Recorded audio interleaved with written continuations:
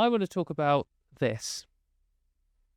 So, Jane Clare Jones is a British gender critical woman who, Jane Clare Jones, at one point she was quite prominent in the gender critical movement. Around the time, I don't know when, probably just before 2020 or something, maybe 2019, she was one of their voices along with like Julie Bindel and Dr. Stock and the kind of people who are claiming to be feminists who also oppose trans rights. And she kind of fell off in the gender critical influence because she was one of the few people who like actively took issue with Posey Parker / Kelly J. Keane Minshall, the woman with 6 names who did the protest in Australia that had a load of Nazis turn up.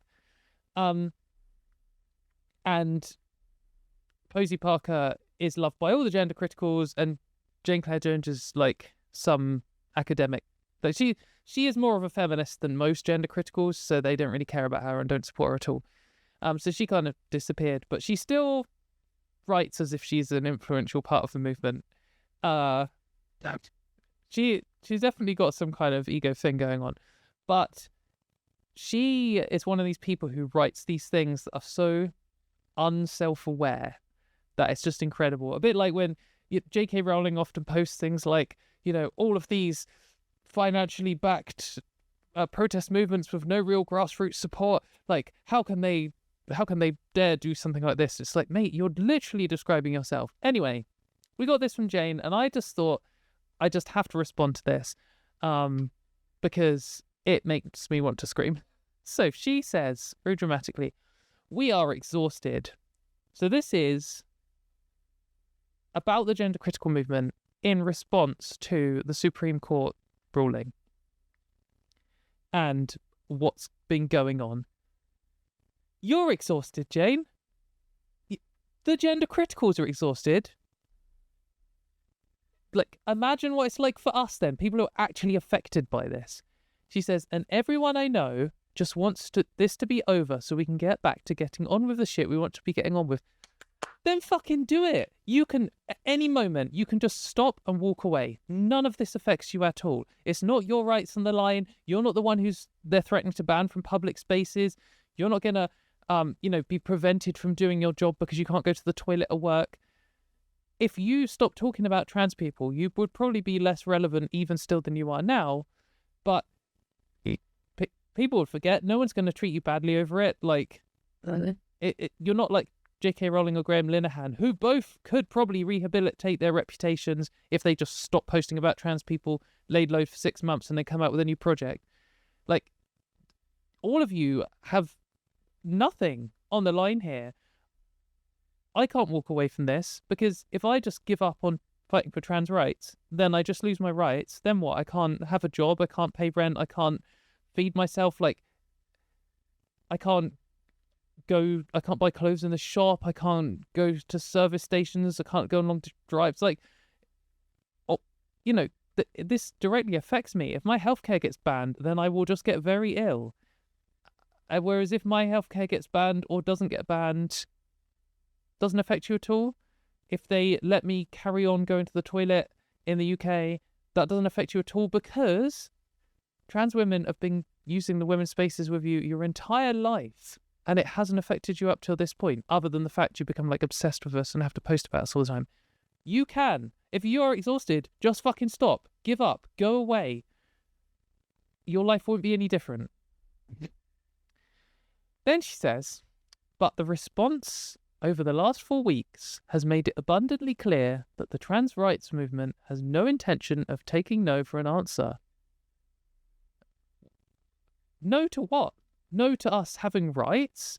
No to us having healthcare? No to us existing? Like, no, we're the ones saying no. Like, we're not going to stop. Of course not. I mean, I don't know what you think. Like, you managed to, well, not you personally, but the gender critical movement managed to orchestrate the situation where you got the Supreme Court, a whole room of only cis people, decided that trans people shouldn't have human rights anymore. And you thought, what, we'd all just be like, oh well, they won. better all detransition and just create a new life. And what do you even think we're going to do? I just don't know where gender critical people think trans people are going to go if you take our rights away. We're just going to carry on existing, and maybe we'll go to prison for using the toilet at work. Like, unless you round us up and put us in camps, we are still going to be here, and we're still going to be, and we're obviously going to speak out. Like, I'm never going to stop saying that LGBT people should have equal rights. Like, in what world? It doesn't matter if the most extreme authoritarian government on earth ever comes down and like attempts to eradicate LGBT people again. It won't stop it being morally correct to support LGBT rights and trans people. It won't stop LGBT people from being born. It won't stop us from existing. It won't stop a history from it having existed.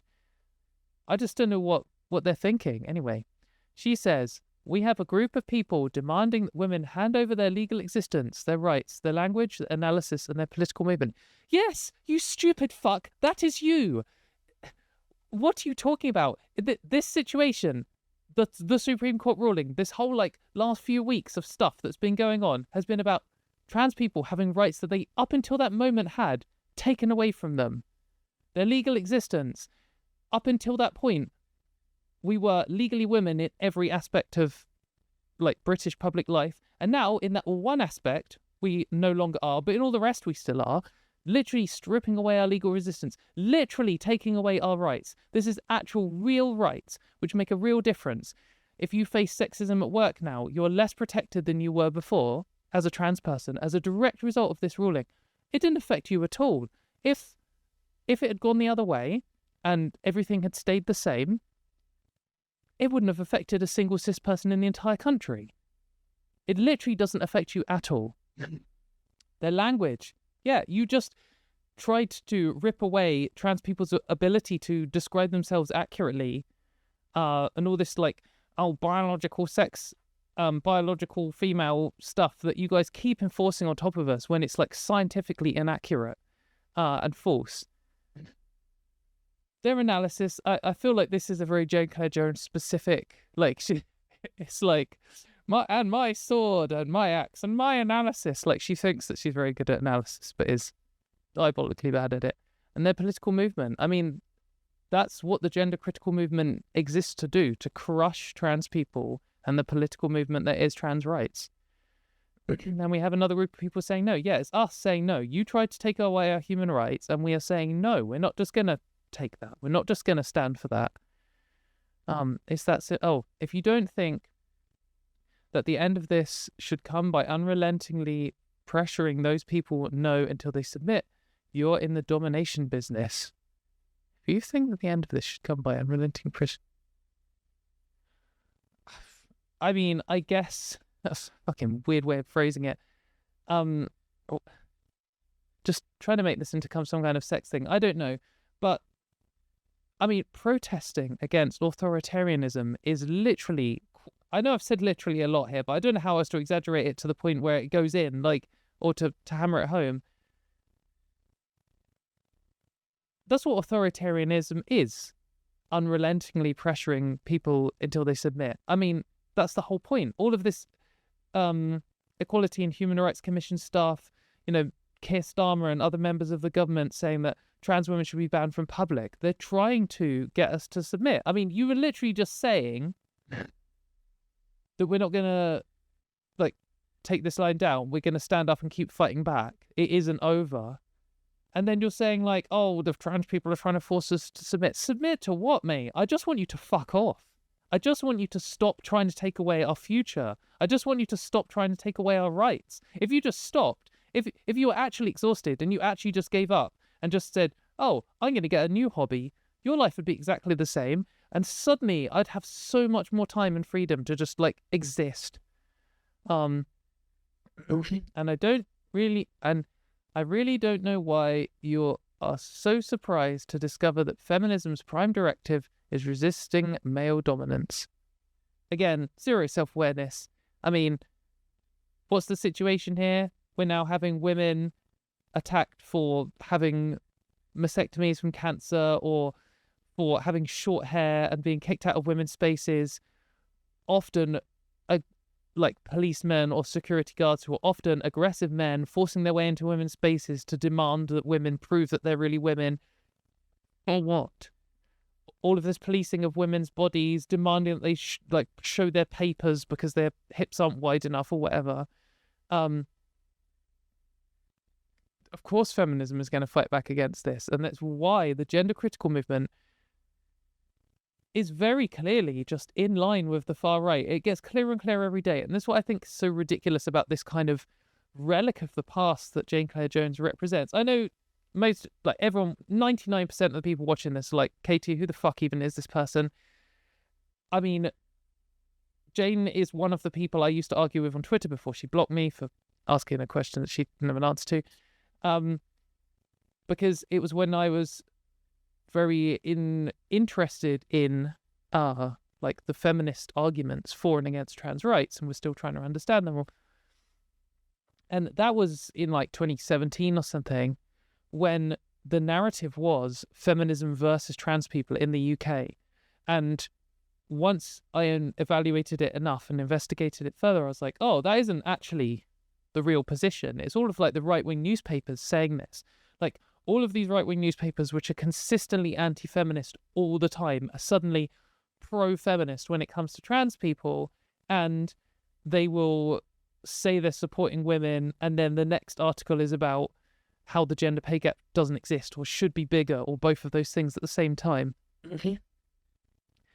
But I think that there was a large part of the gender critical movement which was still trying to argue that, like 10 years ago, and was saying, oh, you know, we might have something in common. We might have some hands across the aisle with the right wing, and we happen to both oppose LGBT rights or whatever, but we're actually left-wing feminists.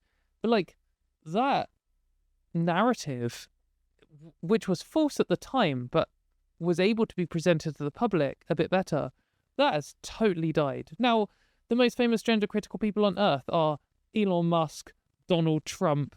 Like, they're all saying your arguments. They're the ones it's the guy in America, RFK Jr., who is like saying that vaccines are fake and removing healthcare for millions and millions of people, all on this pseudoscience garbage, is like basically posting gender critical talking points and stuff word for word.